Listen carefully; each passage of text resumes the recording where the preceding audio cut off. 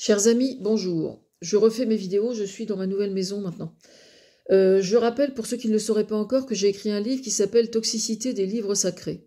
Dans cet ouvrage, je parle notamment des évangélistes au sujet de Trump, à l'époque déjà. Voilà. Donc je vous lis certains extraits de l'article que j'ai rédigé ce matin qui s'appelle « Balance ton église évangéliste ». La position face aux différentes orientations sexuelles, notamment, pose un vrai problème.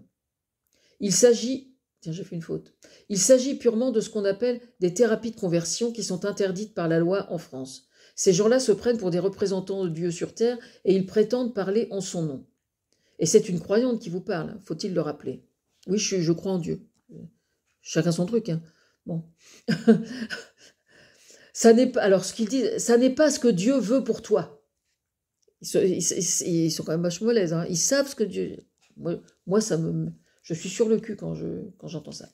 Pour qui se prennent-ils? Je suis, moi, mère d'une fille homosexuelle, pour ceux qui l'ignoreraient encore. Et je suis absolument révoltée de voir que certains se croient des représentants de Dieu sur terre, sous ce prétexte, se croient autorisés à porter un jugement sur un être humain au seul prétexte qu'ils refusent de jouer la comédie et de faire comme s'ils étaient attirés par l'autre sexe alors que leur cœur, lui, ne le dit pas. Ils promeuvent alors le mensonge vis-à-vis de soi-même et le mensonge vis-à-vis des autres. Un peu plus loin. Emprise psychologique, disais-je. En quoi ça pose problème? La déresponsabilité selon l'Église évangélique dont il est question, le processus est plus ou moins accentué, selon l'Église en question, parce qu'il y a plusieurs graduations, en fait. Le citoyen, alors, n'est plus que l'instrumentalisé par Dieu, comme ils le prétendent, mais du politique aussi, qui se revendique comme étant l'un des leurs et qui, à ce titre, se considère comme chef du troupeau avec aux USA une casquette « Make America Great Again » qu'on appelle MAGA, pour ne citer que cela. Posez-leur la question de ce qu'il advient du réchauffement climatique. Ils vous répondront qu'il n'existe pas. C'est ce que fait Trump.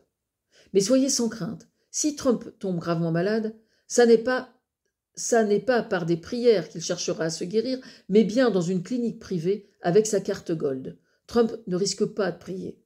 Et s'il le fait, il ne le fera qu'à des fins de propagande, pour son ambition personnelle, dans un processus de récupération des plus abjects, en fait, en mentant comme il l'a toujours fait.